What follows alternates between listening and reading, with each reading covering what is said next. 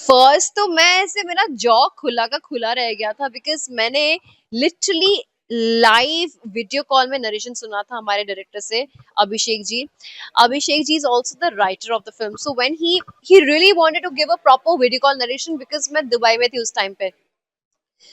2 घंटे जो उन्होंने एनर्जी के साथ नरेशन दिया है मुझे, with his emotion, excitement, happiness, confusion, क्रेओस, जो भी चीजें हैं हमारी क्वालिटीज हमारी फिल्म की, मैं सल्यूट करती हूँ। मैंने तब डिसाइड कर लिया था कि ये फिल्म तो मुझे करनी है बिकॉज जो इंसान इस चीज को लिखता है उस बारे में बातें भी उसी उत्साह के साथ कर रहे हैं।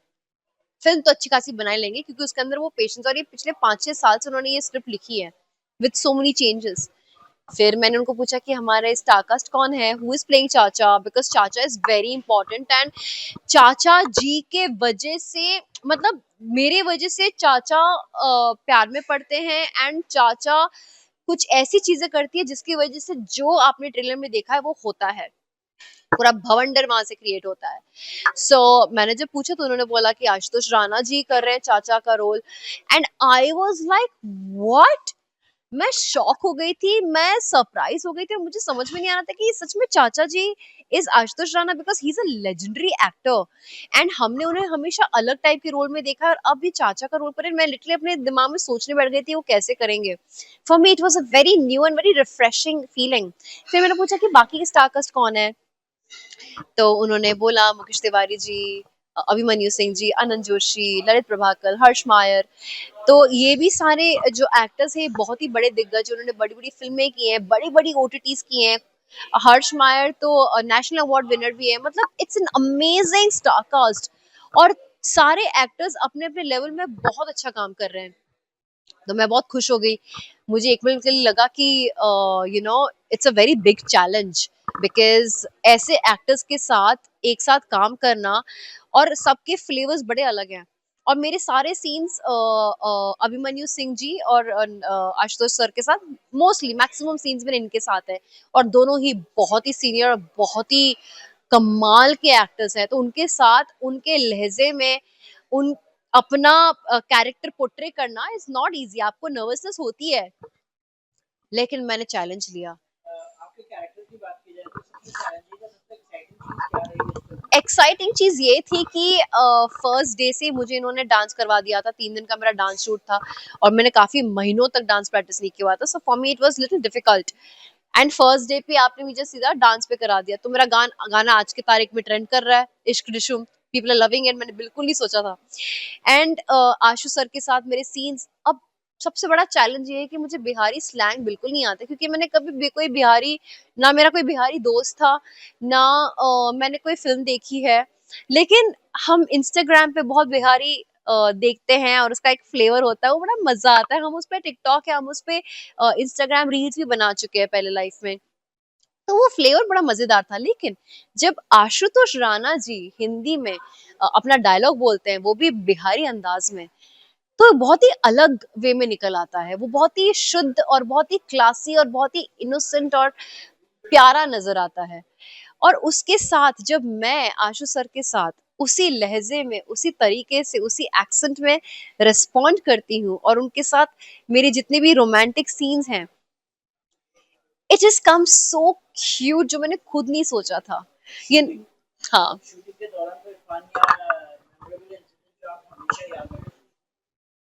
यार कुछ ना कुछ जोक्स तो कोई ना कोई हमेशा क्रैक करता ही रहता था, क्योंकि हम सब लोग कोई वैनिटी में जाते ही नहीं थे। हमें इतना मजा आता था एक दूसरे की एक्टिंग देखने में, that we used to laugh throughout the film. मतलब मैं क्या बोलूं, हमें ऐसे लिटरली हैंकरचिप लेके बैठना पड़ता था कि अभी हंसी छूट जाएगी तो we will shut our mouth. तो सोचो आप लोगों को कैसे मजा आने वाला है। ट्रेलर में तो आपने देख ही लिया जो देखा है कि क्या हो रहा है, बट मैं सच में बोस्ट नहीं करना चाहूंगी। While shooting the film, it has been a complete roller coaster ride for us, touch would.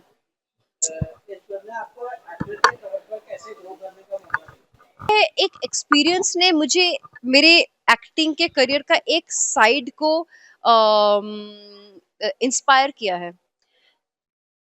मैंने आशु जी के और बाकी एक्टर्स के भी, अभिमन्यु सिंह जी के भी जो एक्टिंग देखी है, ये दोनों एक्टर्स की खासियत यह है कि एक सिंपल से सिंपल सेंटेंस को वो लेयर्ड कैसे बना सकते हैं, वो अलग किस्म की लेयरिंग कैसे करते हैं, ये बहुत ही इंटरेस्टिंग था। तो उनको देख देख कर शोमा 440 ने भी, जो कि मैं हूँ, मैंने भी, जबकि मुझे बिल्कुल बिहारी नहीं आता है, मैंने भी अलग किस्म के लेयर, लहजा, नजाकत, अम, और चीजें ऐड की, क्योंकि फिल्म में डायलॉग्स डिलीवरी बहुत अलग होती हैं एंड आपको कैरेक्टर के साथ खेलना होता है। अगर कैरेक्टर इंटरेस्टिंग है ना, तो फिल्म में मजा आ जाता है। जैसे आप धुरंधर ले लो, अक्षय खन्ना की कैरेक्टर कितनी इंटरेस्टिंग और मजेदार थी।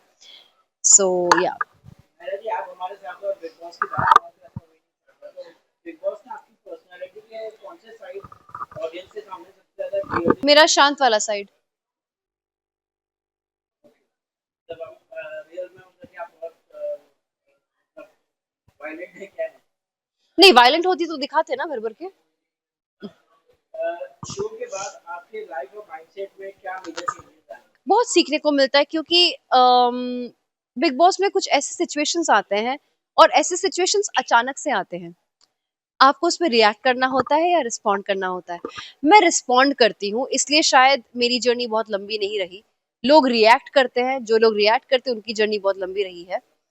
तो बट मैंने ये सीखा है कि किसी भी गिवन सिचुएशन में कैसे आपको एक डिसीजन लेना होता है, वो बहुत इंपॉर्टेंट होती है, और वो मैंने बिग बॉस से सीखा है।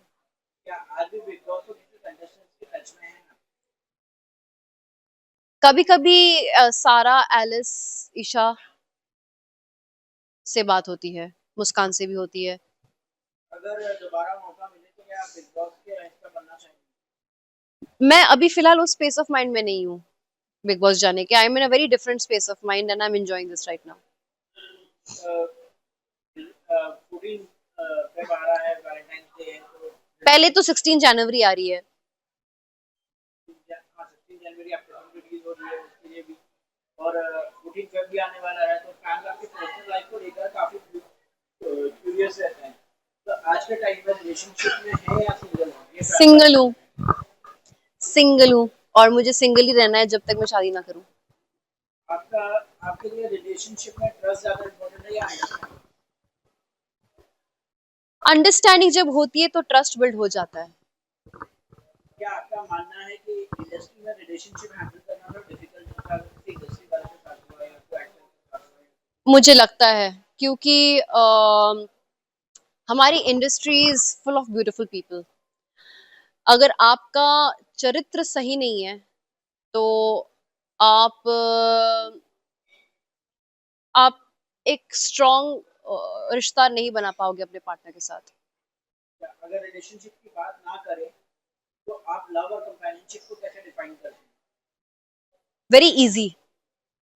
लव एंड कंपेनियनशिप बहुत इजीली आता है, क्योंकि उसमें किसी चीज का एक्सपेक्टेशन नहीं होता है। प्यार आप देते हो, आपको देना भी पसंद है, आपको लेना भी पसंद है। एंड कंपेनियनशिप में दोस्ती होती है, दोस्ती में इज्जत होती है। जहाँ इज्जत नहीं है और जहाँ पे फ्रीडम नहीं है, वहां पे प्यार और रिलेशनशिप, कंपेनियनशिप नहीं टिक सकता। आने वाले टाइम में आप किस तरह के रोल एक्सप्लोर करना चाहते हैं स्ट्रॉन्ग वुमेन सेंट्रिक रोल या लाइट हार्टेड कैरेक्टर देखिए, ये वाला लाइट हार्टेड कैरेक्टर था, तो नेक्स्ट मैं स्ट्रॉन्ग करना चाहूंगी। शायद मैं रोमांटिक भी करना चाहूँ। क्या ओटीटी प्लेटफॉर्म पर भी आपको जल्दी देखने को मिलेगा मतलब और भी ज्यादा फिल्में करेंगे आपको क्या आप ही को देखी चुके You have to wait for that.